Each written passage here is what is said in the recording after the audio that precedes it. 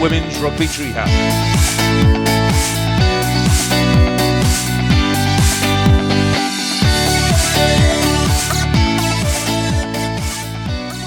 What's up, everyone? Welcome back to the Women's Rugby Treehouse. We are back. It is Rugby World Cup season. We can't wait to discuss it. We're going to cut these up into pools to make them nice little bite-sized pieces. We're going to go in order. I've got everybody here. I've got Hattie here. I've got Sean here. We are ready to go. Thank you so much for joining us. What do we have? We have so much to get through, but as Julia said, we're going to bite-size it because we know that we are yappers. It's a personal fault of all of ours, but Yap City's back, folks. yeah, Yap City. So starting off, we're going with Pool A. So Pool A consists of England, Australia, the United States, and Samoa. So the way I'm going to run through it is just go through how they were ranked when the pools were picked. Although I don't think anybody's overtaken anyone so far. So we'll start off with yeah. No, I don't think anyone's like overtaken anybody in the pools. Oh, not within the pools. No, you're correct. No. So starting off, we've got England, who are ranked number one. I don't know if you've heard. Don't know if you've seen that anywhere. No, England firmly no number one. No, surprising. So they go into their home World Cup on a run of 26 wins, with the last loss being the 2021 held in 2022 World Cup final against the Black Ferns. Before that, they were on a 30-game winning streak, which is still the Guinness World Record. Just a fun fact for you there. But don't forget, they are still not the best rugby team because they are women. They could not beat a U14 boys team, maybe. Maybe. Apparently so. Very quickly, have any of you seen 14-year-olds try and do a line out? Have you ever seen Do they even play 80 minutes? I mean, come on. No, they don't. I was gonna say, as friend of the pod, Hugh tweeted when so our friend Hugh and Hattie both went to the last England opener, the England versus Spain. And I'm sure Hattie will talk about it in a sec. Mm-hmm. They made a cute little mini doc, which you should totally check out, which we will possibly link somewhere, but it's also on Global Gameline, so check that out. Yeah, mostly Hugh. I was just there getting drunk. Yeah. Mostly Hugh. Right, but the crowd favorite was Hattie. Was my shirt, which I'm not wearing, but we'll discuss that too. Yeah. All of that to say, Hugh's documentary was based on that the Roses are the best team in the world right now, but they are under the most pressure they've ever been, all of which this pod agrees with. But that said, we got a lot of really great feedback about how that's not true, despite that they have not lost a game in literally years. Can't be true because they've never played against boys. Yeah. Which I guess is true, except for that I have seen 13 to 14-year-old boys play rugby, and I do believe, as I tweeted, if Sarah Byrne charged a 14-year-old boy in the chest, he would die immediately. Yeah. And I think I'm right. Yeah. I'm just thinking of 14-year-olds doing a line out. Anyway, moving on. All that gangle. They just can't lift their legs. Their body doesn't do what it just doesn't. Yeah, no. Anyway, so they have had 2 warm-up games prepping for the World Cup, both of which were wins. The first was a 97-7 win over Spain, which I was there in person to watch and got incredibly drunk watching. And everyone loved it. And everyone loved it. So I ended up I've designed a range of T-shirts, one of which I'm wearing right now. Which we are hawking on this pod, by the way, sponsored by ourselves. Also, if you are a Wales fan, we have no idea how you could have gotten here, but in case you're a Wales fan and you check out Sean, I don't mean to say like look at her chest, but look at her chest. I mean, you can if you want. I mean, yeah, Captain Cymru. Half of Captain Cymru. If my camera actually shows it properly. It's true. It hasn't zoomed out and back in for no reason yet. Also a wide range, 2 more Wales shirts if you are so inclined, and then every other team. Yes. As well, all hand designed by Hattie. Me and a Canva Pro subscription against the world. The players' moms will love it if you wear them. Yeah, we were told reliably. We have been told Bimba's mum is very excited. So, oh, I love Bimba. I know, me too. I hugged her. Anyway, moving on. So they had a 97-7 win and then a 40-6 point win away over France, which I'm going to very quickly say the best I've seen the Red Roses play in a very long time, because they In the were first half. in the first half. But I'm not quite sure how I feel about that game just because France was so bad. I thought France weren't too bad in the second half. No, I don't but know if it the was. first half was They were poor. really bad in the first was half. really Yeah. bad. I will say one thing, and not that it's a good thing, but it is a true fact that Pauline Bourdon-Sossu wasn't there. Yeah.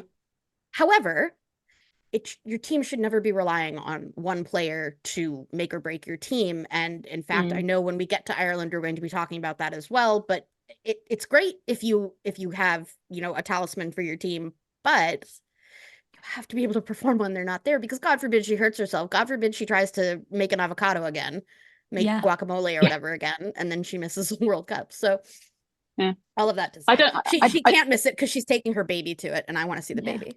Yeah. I don't know how much of England were taking their foot off the pedal in the second half, but how much of it was just England going like, fuck it, I'll just. And Mitchell substituted half the team as well on about 60 minutes, which never helped, or 50 minutes less. It kind of doesn't help, does it? And I don't know. It was a fuck off bench too. Like Yeah, Lark Davis came out, Sarah Byrne came out. Like, I think that's where with England it's like you didn't take your foot off the gas against Spain. That scoreline looks terrible, but as somebody who was literally there, yes, there were certain times where Spain had been defending for long periods and then all of a sudden they were falling off tackles, but they were really going for it. Amelia Argudo was, in my opinion, the better 10 on the day. And not just because she gave me her shirt. I was just going to say, for no bribery reasons whatsoever. No. Unfortunately, even before meeting her, before meeting her, we were still really, really big Argudo fans. But Amalia, we're now you really went above and beyond there. She talks about it all the time, and here's the thing: is that I never get sick of the stories. I'm sure we'll have some pictures somewhere. You have to see Hattie with her best friend and close personal friends. Yeah, we need an Instagram account. We do. I love Instagram. Me too. Anyway. So back to what we were saying about how France were obviously missing their talisman. Hugh made a really, really good point in his mini doc that England don't have a star player. They have a team of equals. Not just one. Yeah. And I think that is such a key point. And even when they chop and change, it's very rare that you're like, that's the weak link in the England team. As much as it pains us, especially us three to say, it is a regular kind of pithy statement that people make that England is the best women's team in the world right now, and the second best women's team is England A. It really sucks to say. It really sucks for us three to say, but according to what we saw off the bench, it's probably true. It's probably true. But I think the issue is, and you saw it against France, is why were they taking their foot off the brake? Because they didn't against Spain, so why did they do it against France? I would think that that's just because it was so close. I think it's crazy that you play a warm-up match a week before, but that's me being extremely retired, extremely overprotective of my withering body. But still, no, especially when we were just talking about Aoife Wafer, but we are concerned about Alcal. There are concerns about other star players. And why would you risk it? And Alcal has had we'll get into it in the second episode, but she's had a fairly long break between the Wales warm-up games and the start of the thing. But England and France could have quite easily lost a star player this weekend. I've just said that England don't have star players, but it's because they are a team of all stars. Yeah. But we're not going to dwell too long on England because, frankly, what are we going to do? Compliment There them? are other pods for that. Yeah. But if you are interested, go check out Hugh's video because it goes into far more depth than ours. And he's much nicer to England. He's much nicer to England, despite what the people in the comments said. Despite what, if you read the comments, and I really don't recommend you do, but if you do, you'll see 2 of our friends and then 19 of our mortal enemies. I'm in the video. And you're in the video. I'm really happy that I did not see a single thing about you being a harpy or shrill. Yeah. And I have a very high voice, so I'm surprised nobody said it. Everybody is really into your. Yeah, people really like my voice. They do. Yeah, it's the accent. Consider capitalizing on that. Yeah. Yeah, yeah, Be on a podcast. yeah. Anyway, Australia, second in the group, ranked There we number go. 6 in the world. Australia initially sought out to include a host of their 7 stars in their World Cup squad, but the Levi sisters didn't make it, with Maddie rehabbing a thumb injury and missing Super Rugby. And while Charlotte Caslick was initially selected for the World Cup squad, she has been forced to pull out due to injury. So we're basically back to the Australia team how it was before. So that we know. was, yeah, that was fun. Yeah. Sorry, guys. It would have been interesting if the Levi sisters had played, wouldn't it? Yeah, but I think I don't know whether we've said it on the pod, but we definitely said it on Twitter, mostly when me and Julia have argued with people, is that the highlight of the Australia team is their backline. Yep. So Yes. why would you change it? Well, Why would you change it? And also they're 7 specialists, and it's a completely different game, which we've talked about a million times before. It doesn't mean Which we're you're really- necessarily going to completely Yeah, become a brilliant we're 15s player. yeah, and both gonna have to talk about soon. But also right before we leave the Levi's, also, I understand that it's rehabbing the thumb. That feels almost kind of like, are you it was a sure bit of a that's cop why you're doing- out.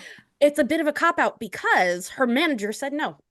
Yeah, Her Yeah, manager told course, Rugby yeah. Australia to kick rocks, Yeah. and Rugby Australia has their own severe problems right now, but especially bickering between the 15s and 7s programs.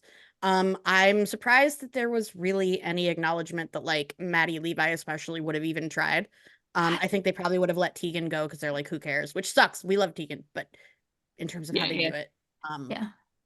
I think with I didn't think Maddie she should. Levi, like she had that minor injury, and before then she was like, "Yeah, I really, really want to do it." And Joe Yap was like, as positive as Joe Yap usually is, which is not very. And then And then the stuff in the news. yeah, and then it just kind of like all went to crap really.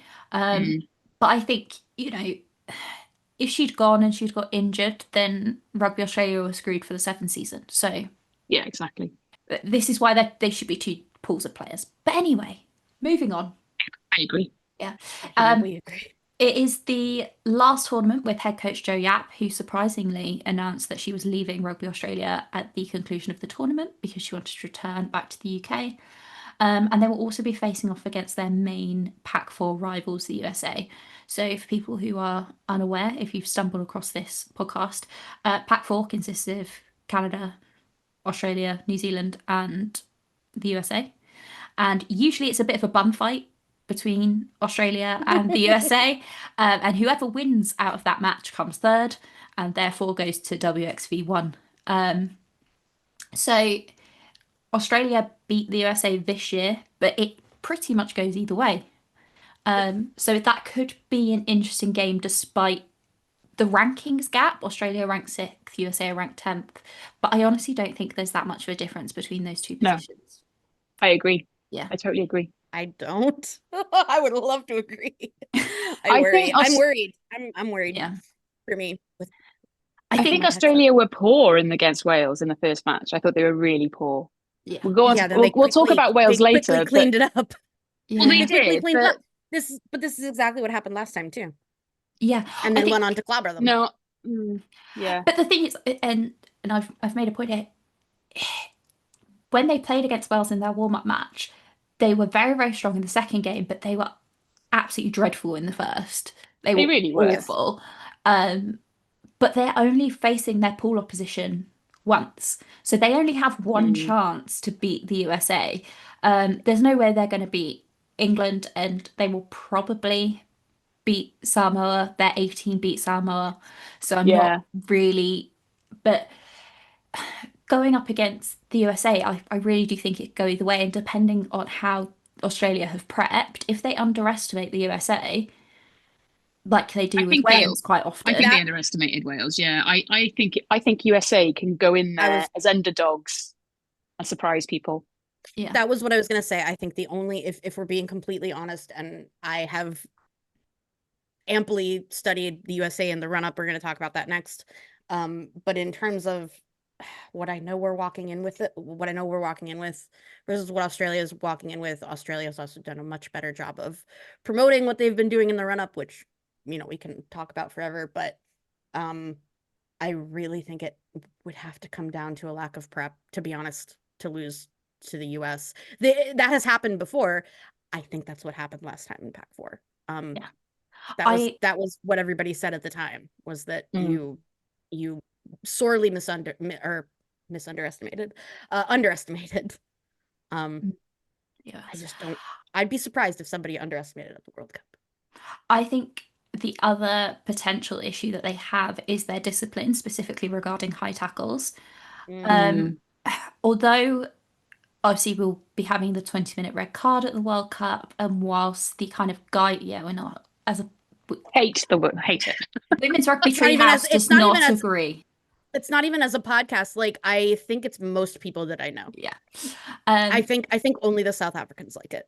No, the South Africans don't seem to like it. It's the New Zealanders that like it. It's the Kiwis that, it's the Kiwis.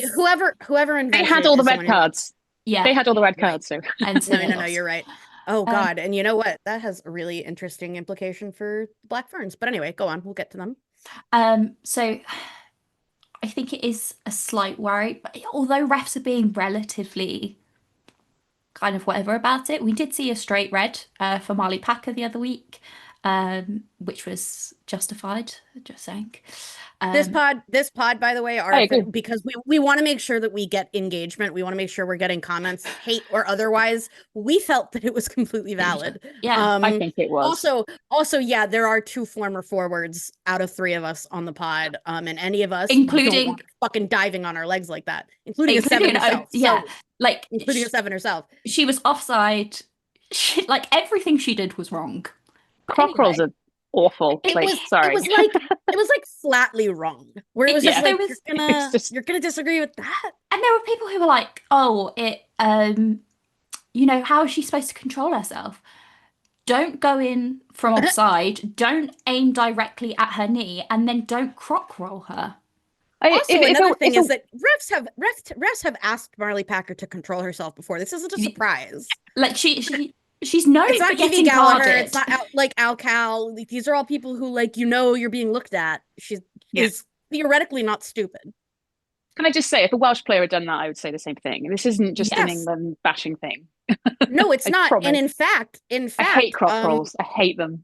They're horrible. The same morning for me, afternoon for you guys, as the England game, the one that was in the morning was, it was a different one in which there was a completely uncalled croc roll, and it was really not great. In fact, was that Ireland, Scotland? It might have been Ireland, Scotland, but I didn't get to watch it because I was stuck on a train. Because you were 6 ciders deep. Right. It had to have been. I think it was Ireland, Scotland. Yeah. I've watched so many matches. I'm getting. I think it a was little Ireland, Scotland. I think it was Ireland, Scotland, and I think that it was Niamh Jones who did it, and that was why it made me so mad, because I was like, you know better. So I think that it was, and it was completely not called at all. The only reason I bring that up is because we just talked about the 20-minute red. I do worry about overall consistency. We, as a pod, and also the wider Global Gainline family in general, we do not support ref bashing for the sake of ref bashing. None of us believe that a ref will ever change the outcome of a game, including a World Cup final. You could argue last time. However, consistency you are allowed to remark upon. And right now, I have no idea what we're going to see, because both of the refs that we watched in those 2 matches will both be head refs. Yeah. So, yeah, I think discipline could be an issue. They had repeated cards for high tackles at WXV2 last year. Yep. And then also, although they don't have their sevens players really coming in, it's what cost them the Olympics last year, I think, is that they constantly were getting high tackles and yellow cards in sevens, which makes a huge difference. I think it's just high tackles is just not maybe taken as seriously by. I think there is something to be said. We can't veer off this far, and also all 3 of us don't follow it enough. However, I will say that I do think that it is in an influence from league, Yeah. which by far is the biggest in Australia. And we know that a lot of tackle discipline problems come from crossing over between league and union. Wales has it to a lesser extent. You have several league players on the team, most of which who coincidentally are ones that get cards a lot. Yeah. So Yeah, that would be my major eye out. And then I'm gonna hand over to Julia, our USA expert for our next team. oh, everyone's gonna hate this. All right, so we do have USA. That is my buddies, my team. So what we're looking at, as we mentioned, there have been, or actually, as we didn't mention, there have been 3 warm-ups. There was Japan, Fiji, and then Canada. Japan was a surprise loss. I'll talk about a little bit about that in a moment. The Fiji was a win. I got to be there in person. It was awesome. However, there were some worrying things that we got to see. And then Canada was a pretty disappointing loss that I think is going to give us the most insight into what we're looking at. So where I feel like we are right now is a little bit where I said the last time we dropped off with all of this. It would be kindest to say that the team acknowledges that it is in an extended development phase. I would be a hypocrite if I said that and left it, because I agree that the World Cup is not a place that you should come to develop. However, there are different tiers of teams, and right now I think the USA is caught in the middle between the second tier and the first tier. When your nearest opponent is the second best team in the world, it's hard to catch up. And to the wider rugby world, it does look like, I don't know a better way to say this, but they've lagged. That the development just isn't there. What we're seeing in terms of plain facts is we've got some defense problems. They're ones that seem to be getting worked on a lot more than attack problems, which are the big ones that I feel are going to bite us, especially when you look at our pool.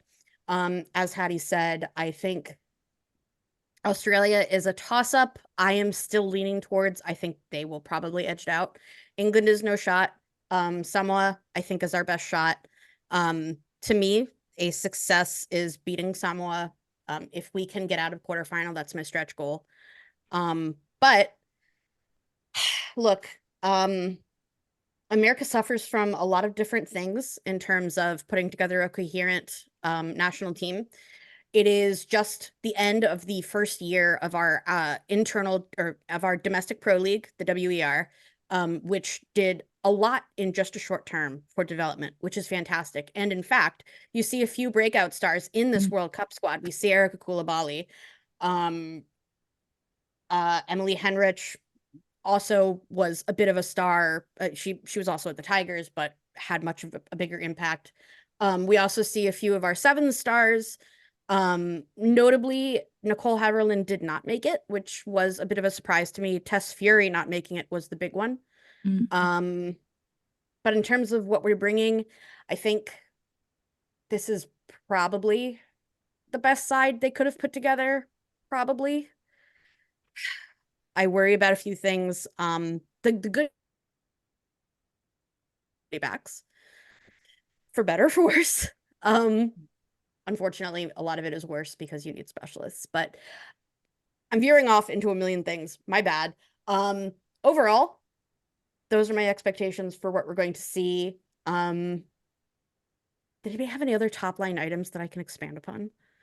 What do you guys think when you think of what are you guys as? So I'm very in the weeds with USA Women. I care a lot about most of these players, and I know a lot about what each of them individually are doing. I'm curious though, apart from the noise and apart from the commentariat, what do actual ball knowers see when they look at the squad that is coming?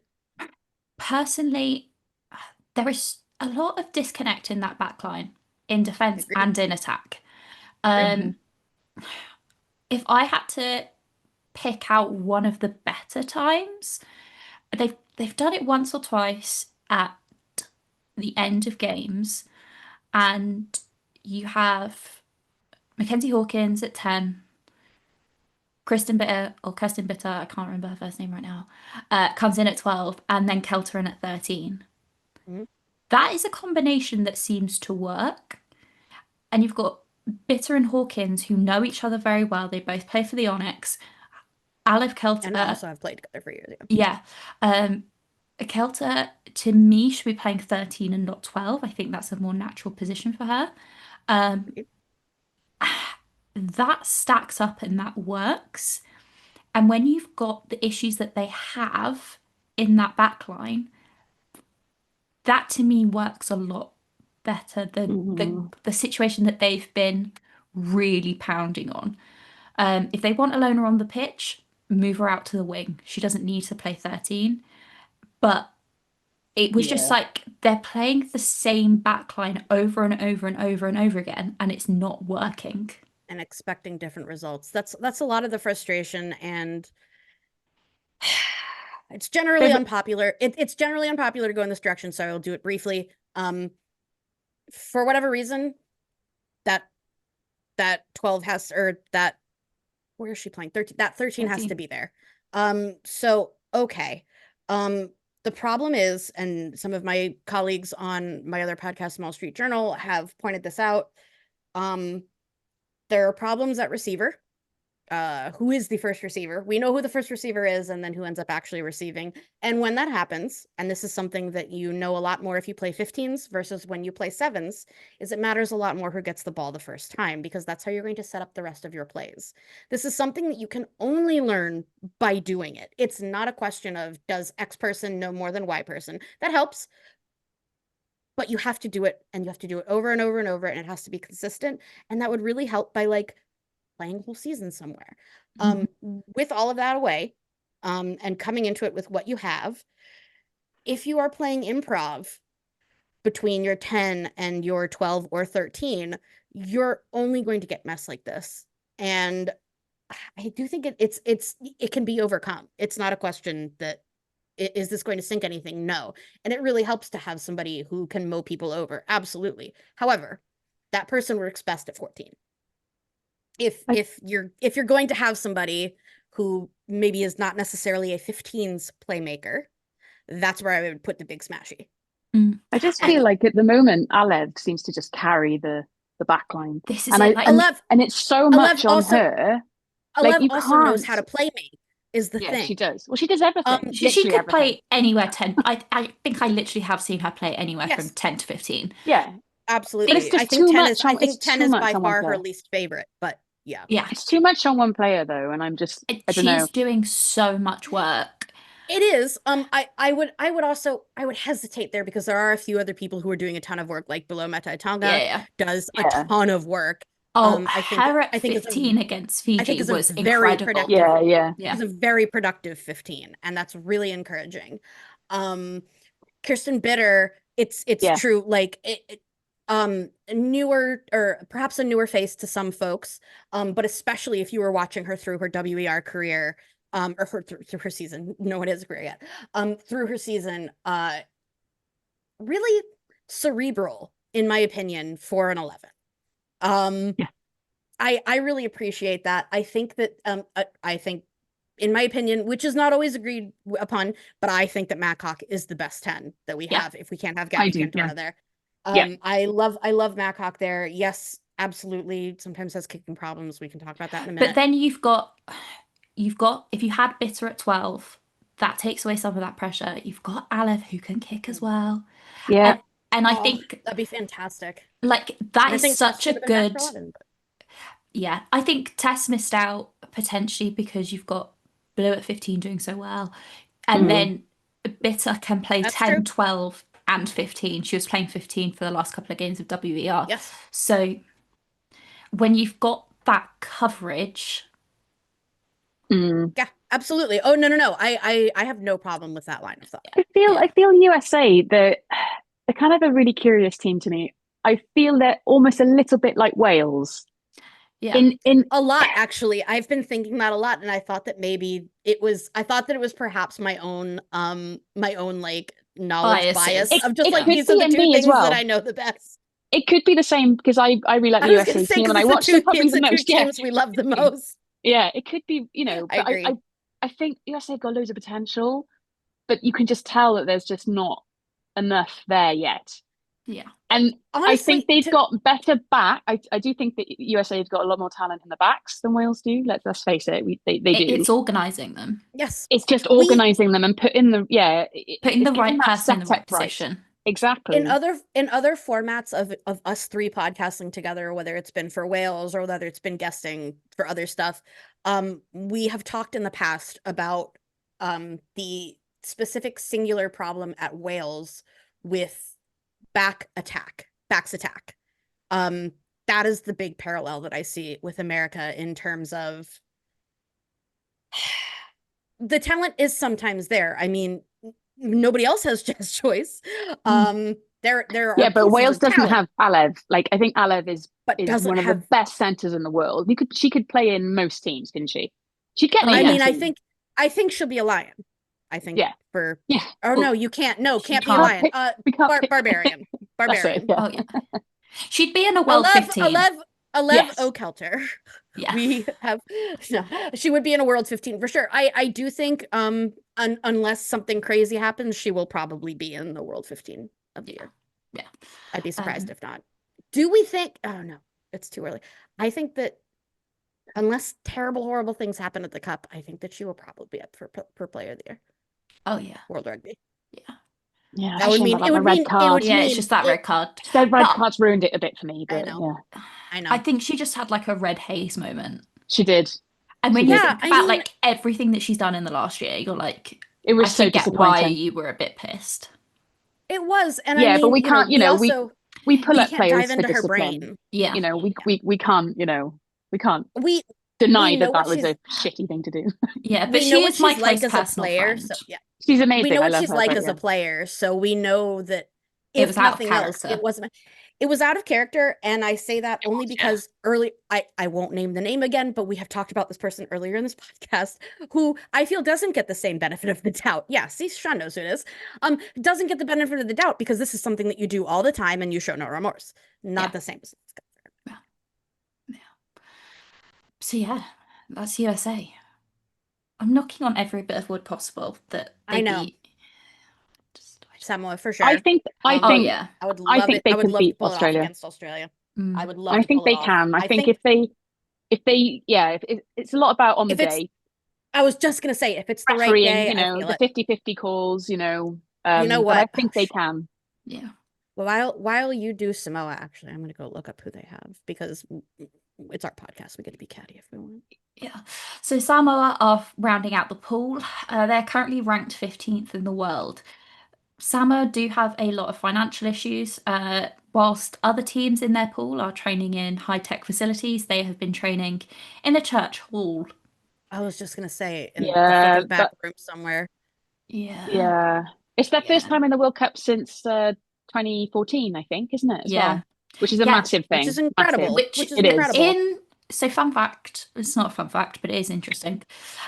In their first game in 2014, which was against England, they got a red card for the worst tackle I think I've ever seen on Mo Hunt. And she was literally dropped on her head. I have seen it. Exactly. I am I know thinking of exactly what you're as soon as you said dropping Mo, I was like, yeah, it was bad. Yeah, which is really not great if you're remembering shit like that. No. I was watching their match against Australia A, and they don't have put in some massive hits. Like they do. But the problem that they have is their discipline. Yep. So they put in those massive hits, but they also put in massive high hits. They Very drop high. people. It's bad. Again, though, it's kind of, I know Samoa do have a reputation for being very physical like that. They always have. But, that to me is a lot about preparation and coaching, and they just don't have. They don't have it. That setup, do they? No. There isn't crazy amounts expected from them. They are the second lowest ranked team in the entire competition. They lost 31-10 to Fiji in their warm-up game. I also went back and checked because we had a little bit of conversation about it. They did lose again to Fiji in June, but they absolutely dominated Fiji last year at WXV3. Yeah, they did, yeah. That's right. Yeah, they did. I don't know why I memory hold that. Yeah. Yeah, I think So- Fiji only. I think it was a close match, wasn't it? It was like 20. I think they lost So 20. June was 20 in June? 24-20, but they That's it. smashed Fiji 45-17 in WXV3. But What year was that? Just 2024? yeah, Yeah, the last one. Yeah. the one in That's Dubai. not bad. Yeah. But the major difference that they will have, and she wasn't in the last two games against Fiji. She won't be at the World Cup. She Unfortunately. pulled out, is Cassie Sayataga, who we, as a pod, are sending our well wishes to her and her family at a very difficult time. But personally, I was so excited to watch her. So it is, Yeah, it like she, really promising talent. yeah, Yeah. you might, if anybody is like a big Redditor, you might remember there was a post a while ago on the Rugby Union subreddit of one of the coaches from another team walking in front of her as she went to go kick the ball, and then she absolutely slotted it from the sideline. Like her kicking is incredible, and I honestly think that's what keeps Samoa in games. So it is gutting that she's not available. Yeah, it's so sad. Yeah. Absolutely agreed. I don't know. I think it might be that I'm stuck in my old rugby ways. I think of Samoa and like I still think like those are the biggest girls. They're the biggest girls. But she's but big you're for right. a 10. Like she I know. puts hits on people, but then she makes these kicks and you're like, what on earth? That's no, and that's what I meant by referencing that is just that like when we are quick to dismiss in rugby chatter in general, we are quick to dismiss under a certain ranking that we're just like, oh, like they're shit. That is dumb and reductive. And then also, this is the World Cup, so shut the fuck up. They're coming anyway. Yeah. So you have to take them seriously. And when I take them at the stock as they are right now, including that slaughter, including that run over of Fiji, first of all, I think it's going to be a lot of fun. Second of all, I don't think they're going to make it easy on the USA. For USA or Australia. No. Yeah. No, they won't. Yeah. So Samoa have played Australia A a few times in the last couple of years, and generally Australia A win.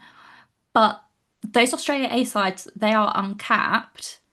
But that mostly is uncapped, yeah. Yeah, and then a few like ancient retirees.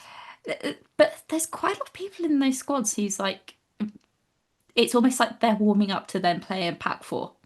So yes, it's an A team, but I wouldn't say it's an A team. I think it's just an uncapped I was gonna match. say I'm not mad at that. Yeah, I thought that. I thought similar, to be honest. I feel that it's more developmental than it is like. It's just like we don't want to upset our world ranking. Yes. Yeah. That's all it is. Which I have comments on, and it would be it's not at all appropriate for this, but I have thoughts about that, and I think about it all the time. But I think that's why the USA, for example, are currently ranked 10th, is that they have hard opposition. Like they go up against three teams who are, the Australia game is one or the other, but they're going to get spanked by We could do a whole episode on just the rankings. Come on. It's why I brought up specifically in the 3 warm-ups. It's why I brought up about what it is like for America to be playing Canada as much as we do, which is, by the way, at least once a year without WXV. Now we're playing Canada 2 and 3 times a year. But like, we get it. We play England every year. We get it. I was just going to say. But then at least we have the balance of playing Italy and playing Scotland. Like when you're exactly, yeah, of course, our break from playing Canada is playing New Zealand. Like that's playing our Australia. Yeah, or playing Australia, and playing Australia is when we're like, oh, we might win. That's you've got one game that's a competition and 2 games of just getting spanked. Like that's not just. Yeah, we're not going to develop. I feel like it says, well, so that's interesting. Actually, that has been that's why you a larger. Oh, sorry, I was going to say that's kind of where you want to end up in WXV2 if you're Australia or the USA.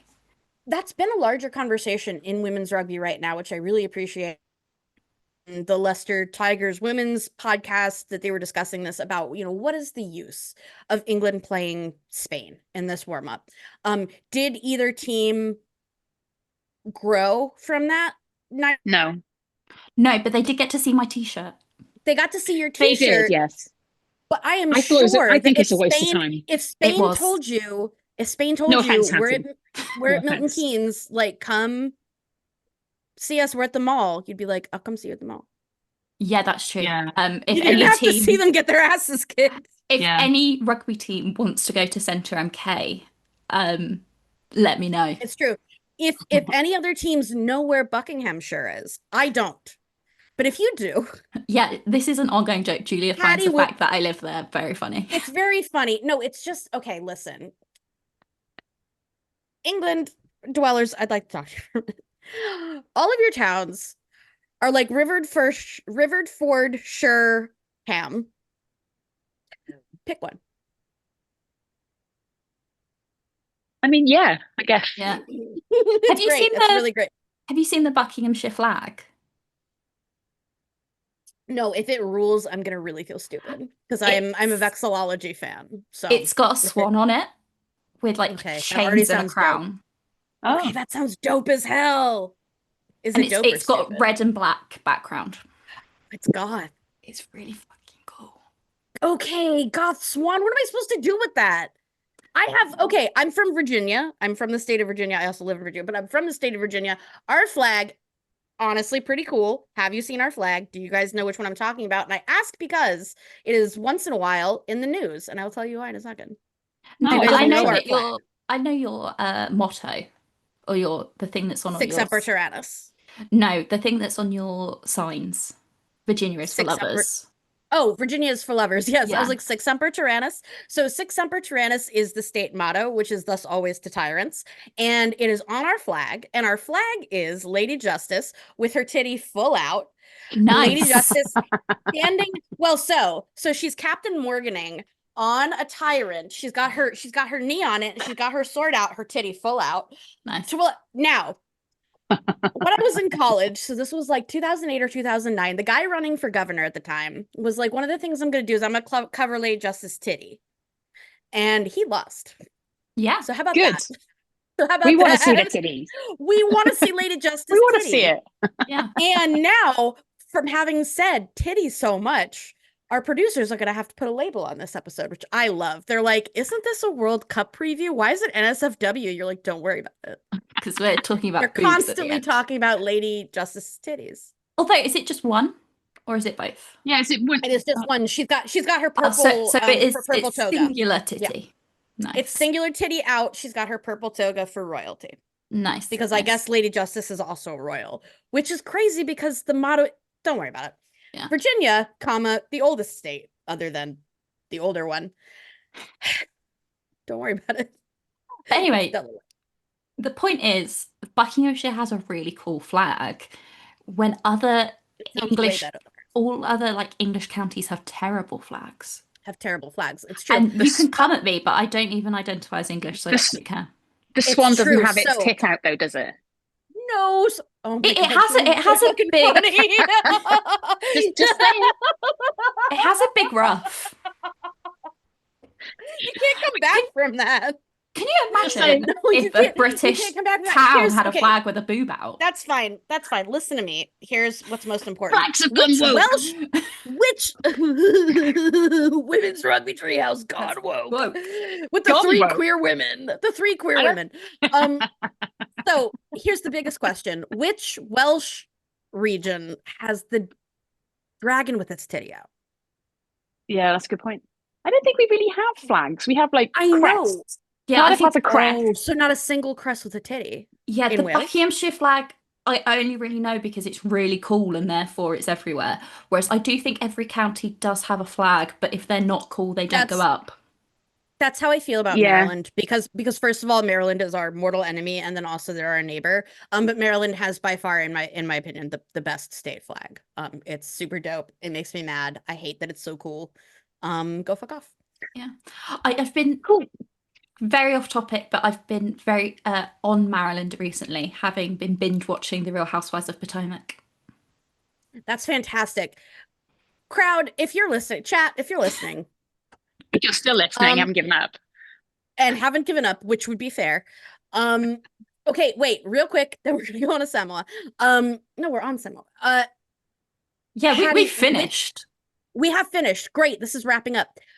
Hattie, which DC area Real Housewife is back? So I haven't seen either, but I know a lot about both because a lot of it was in the news, obviously. Which Real Housewives is for the region is better? Is it DC or Potomac? DC. So Okay. for And chat this who are is this your opinion or Molly's opinion? See, yeah. I knew So I'd make it hard. chat for people who don't understand, I've been binge watching all of the Real Housewives franchises. Again, they are giving her a PhD for this. Yeah, not related. But I've been ranking them based on my own feelings, but then also how Molly reacts to them, which is my dog.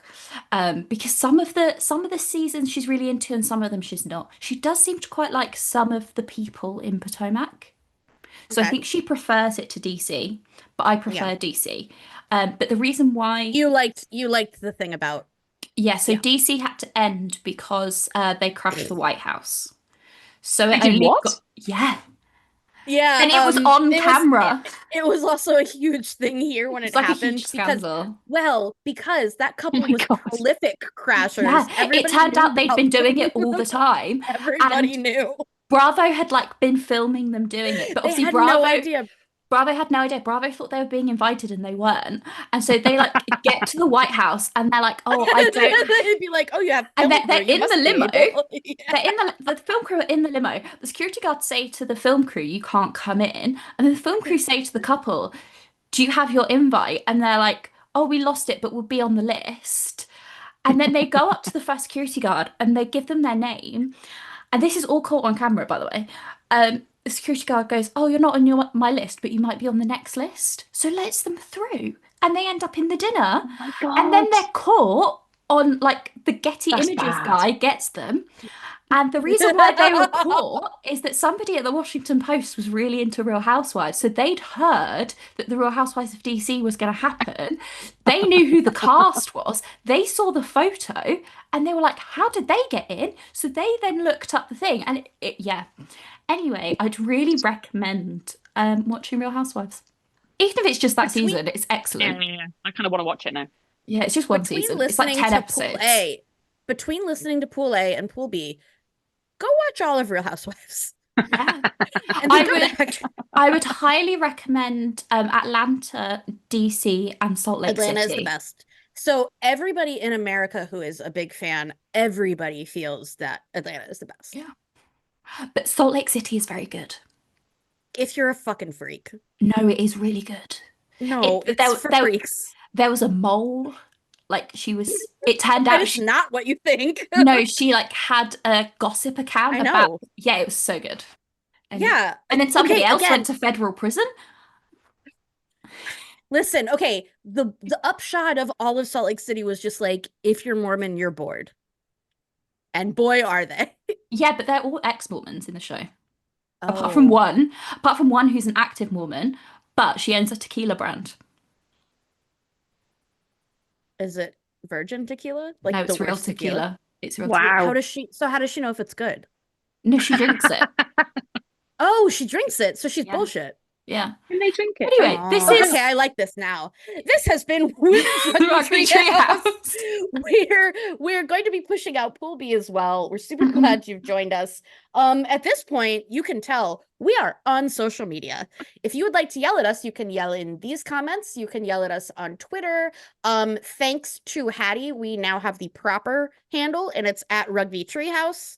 You can yell at us there. You can yell at me specifically about American stuff at Mall Street Pod. That's just if you're mad about the things I said about America. And I know you are. Otherwise, let's see. We're all individually on socials. We can drop those somewhere. Does anybody else think of anything? We'll be on YouTube. We'll be on YouTube. You can buy my t-shirts.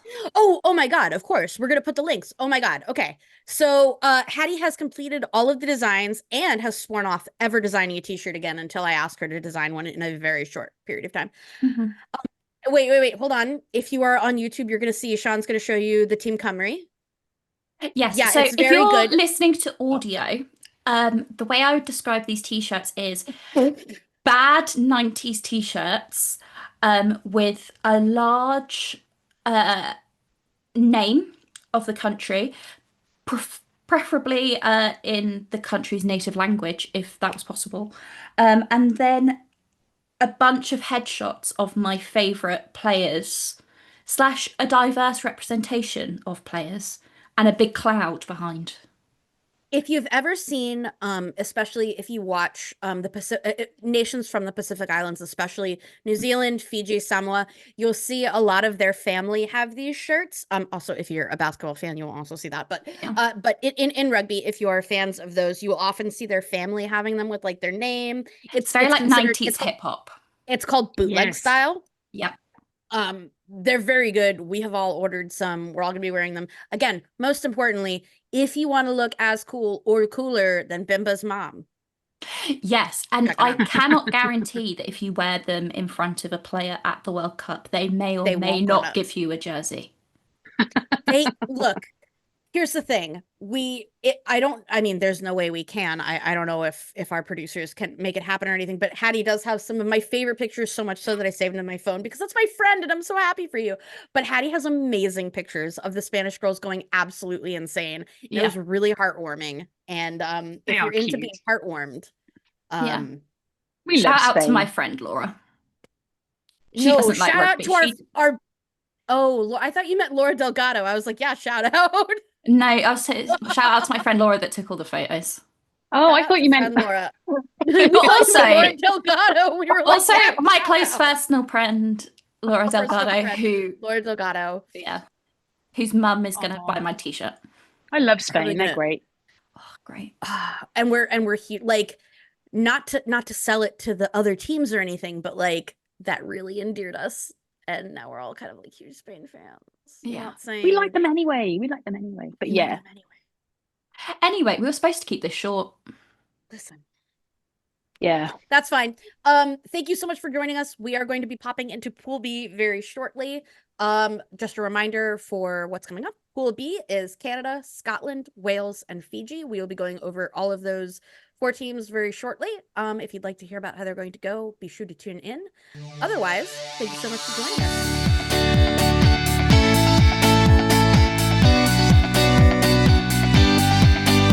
Thank you for listening to the Women's Rugby Treehouse. Please subscribe to our YouTube channel and like us wherever you see us on social. Join us again for more of the same next week. And until then, enjoy your rugby.